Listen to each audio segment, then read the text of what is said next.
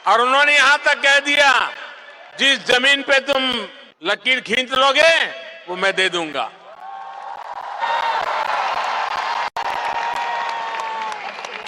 और अब Abu Dhabi में ये भव्य दिव्य मंदिर के लोकार्पण का ऐतिहासिक समय आ गया है। मुझे हमेशा लगा है कि जब मैं आपके पास आया हूँ, आप लोगों के बीच आया हूँ, तब हमेशा लगा है जैसे मैं अपने ही घर में आया हूँ, अपने ही परिवार के ही सदस्यों के साथ मैं मिलने आया हूँ।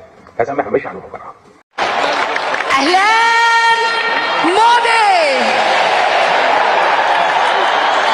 मिलके बोलिए मोदी। बड़ा ग्रैंड, बड़ा वार्म वेलकम नरेंद्र मोदी साहब का दुबई में किया गया।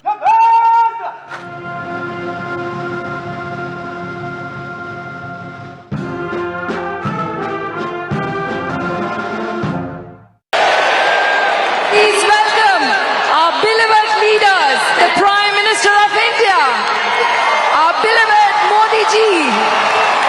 भारतीय समुदाय ने इस कार्यक्रम को आयोजित करवाया है। अबू धाबी के स्पोर्ट्स सिटी स्टेडियम में इस कार्यक्रम का आयोजन किया गया है। जिस तरह की तस्वीरें हमने आपको दिखाई, लगभग 65,000 से ज्यादा लोग इस कार्यक्रम को सुनने के लिए पहुंचे।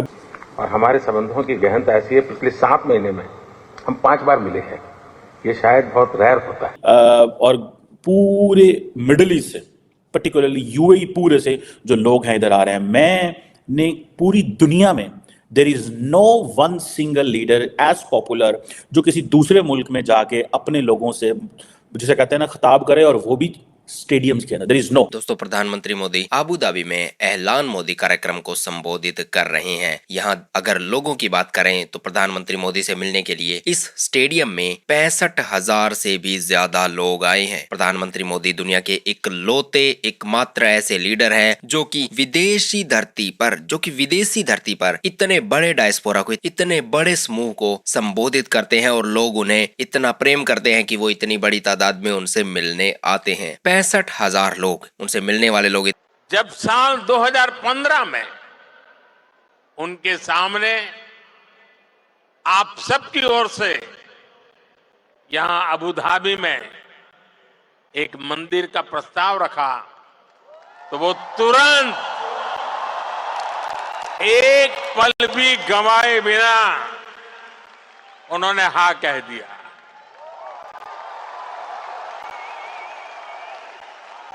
और उन्होंने यहां तक कह दिया, जिस जमीन पे तुम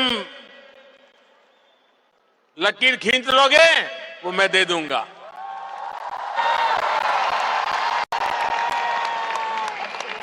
और अब अबू धाबी में ये भव्य दिव्य मंदिर के लोकार्पण का ऐतिहासिक समय आ गया है। और बड़ी डेवलपमेंट ये है कि तार साहब, आपने ये कहा था, मुझे याद है मेरे शो पे ही कहा था कि इंडिया जो है वो कतर से अपने जो फॉर्मर रिटायर्ड नेवी ऑफिशियल्स हैं वो छुड़वा लेगा। तो वो आज यही हुआ है कि वो 8 नेवी जो के लोग थे वो आगे हैं। तार साहब, इन दोनों इवेंट्स को कैसे देखते हैं? दूसरे मुल्क में जाके, मुसलमान मुल्क में जाके मंदिर का इफ्तिताह करना, एंड देन सेकंड जो है वो ये बंदे जो छुड़वा लेना है। How do you see these developments particularly for prime minister Modi's politics? Cheema साहब, मैं बल्कि आज ना सिर्फ इस हवाले से भी बल्कि अपने देखने वालों से मैं आज क्रेडिट लेना चाहूंगा कि मैंने ना सिर्फ इसकी पेशगोई की थी कि कतर छोड़ेगा इन लोगों को, ऐसी कोई बड़ी बात। दूसरी ये थी कि जब मिसाइल के हवाले से आपको पता है वो जो एक खबर आई थी और बोइंग के हवाले से, तो मैंने कहा था कि ये नहीं रोक सकते, ये देंगे, ड्रोन्स भी देंगे और ये तैयारी भी देंगे। और दूसरे दिन ही खबर आ गई थी। उसकी वजह यह है कि चीमा साहब, मैं वॉशिंगटन डीसी को देख रहा हूं इस वक्त, और I am sitting in Washington DC, और मैं इन्फ्लुएंस देख रहा हूं डायस्पोरा का, भारत की इकोनॉमी का, उनकी साइंटिफिक अचीवमेंट्स का, उनके कंट्री के अंदर लॉ एंड ऑर्डर का बेहतर होना, चाइना का नीचे जाना, और ओबामा की वीक फॉरेन पॉलिसी को जब मैं देखता हूं तो मुझे इंडिया बहुत स्ट्रांग नजर आता है, बहुत स्ट्रांग। और बाकी इसमें कोई शक नहीं है कि इस वक्त वॉशिंगटन डीसी के अंदर यहूदी लॉबी के बाद दूसरी स्ट्रांगेस्ट लॉबी, बल्कि मैं ये शायद ये भी कहने में मुबालगा राय नहीं होगी कि हो सकता है कि इंडियन लॉबी इजराइल की लॉबी, यहूदी लॉबी से भी आगे जा चुकी, इसमें कोई शक। उसकी वाज़ेह मिसाल सामने नजर आ रही है प्रेसिडेंशियल कैंडिडेट। फिर जो उनका सबसे बड़ा वेपन जो है भारत का, वो कंप्यूटर के ऊपर उनकी स्किल्स है। भारत का सबसे बड़ा वेपन उनका जो है उनका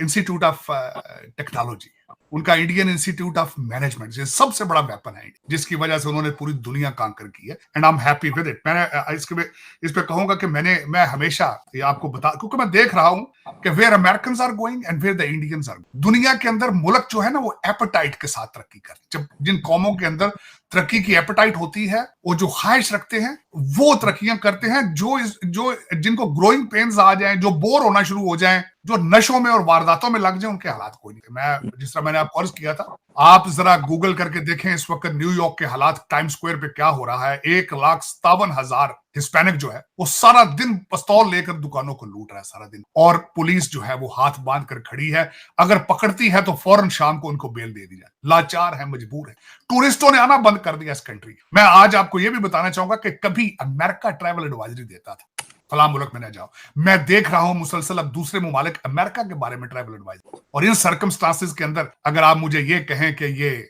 भारत को चैलेंज कर लेंगे या दूसरे ममालिक, कतर की क्या मजाल है कि चैलेंज भारत को करे। मैं उसकी मिसाल देना चाहूंगा आपको, इसी पे चलते हैं आगे। 8 जो हैं जो उनको छोड़ दिया गया है, 7 उनमें से भारत पहुंच चुके हैं, 7।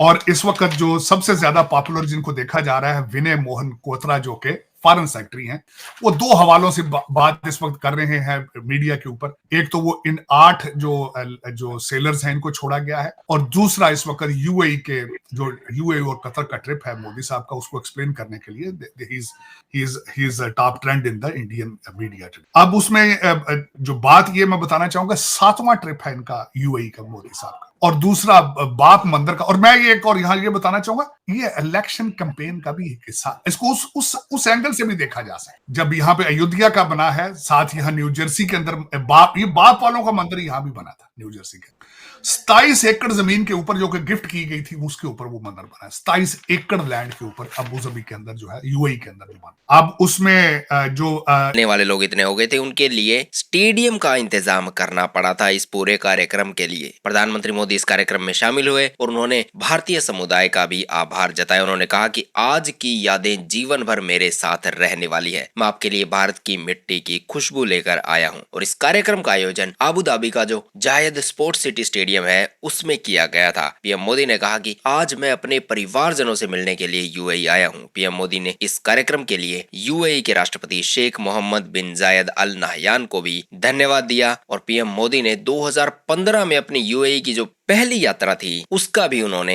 आज जिक्र किया, जहां यूएई में रहने वाले भारत के लोग उनके स्वागत के लिए अपने घरों से निकले और वो इस स्टेडियम में इस कार्यक्रम का हिस्सा बनने के लिए आए हैं। उन्होंने अपना समय निकाला है, अब उन्होंने इस कार्यक्रम को प्रायोरिटी दी है। ये उनका प्रेम है और यही वजह है कि प्रधानमंत्री मोदी ने उनकी जमकर तारीफ की है। साथ में उन्होंने यूएई के जो प्रिंस है उनका भी आभार व्यक्त किया। प्रधानमंत्री मोदी को यूएई का सर्वोच्च सम्मान ऑर्डर ऑफ जायद मिल चुका है और इसी सम्मान का उन्होंने जिक्र करते हुए कहा कि ये सिर्फ मेरा सम्मान नहीं है, ये 140 करोड़ भारतीयों का सम्मान है। ये उन प्रवासी भारतीयों का सम्मान है जो यूएई में रहते हैं, यहाँ काम करते हैं और यहाँ कंट्रीब्यूट करते हैं, ये उनका भी सम्मान है। और आज उन्होंने जिस मंदिर का इनॉग्रेशन किया है इसके लिए भी उन्होंने अपनी पुरानी यादें ताजा की। उन्होंने कहा कि 2015 में मैंने उनकी तरफ एक प्रस्ताव रखा था कि एक मंदिर यहाँ बनाया जाए, तो उन्होंने बिना एक पल गवाए हाँ कर दी थी और उन्होंने यहाँ तक कह दिया था कि जिस जमीन पर तुम लकीर खींच लोगे वो दे दूंगा। अब अबू धाबी में भव्य मंदिर के लोकार्पण का ऐतिहासिक समय आ गया है। दोस्तों, यूएई से आ रही इस खबर पर आपकी क्या राय है कमेंट सेक्शन में जरूर लिखिएगा। वीडियो पसंद आए तो वीडियो को लाइक करें। अभी तक अगर आपने चैनल को सब्सक्राइब नहीं किया तो चैनल को सब्सक्राइब करके बेल के आइकन पर क्लिक कर दें ताकि आपको अगली वीडियो की नोटिफिकेशन सबसे पहले मिल जाए।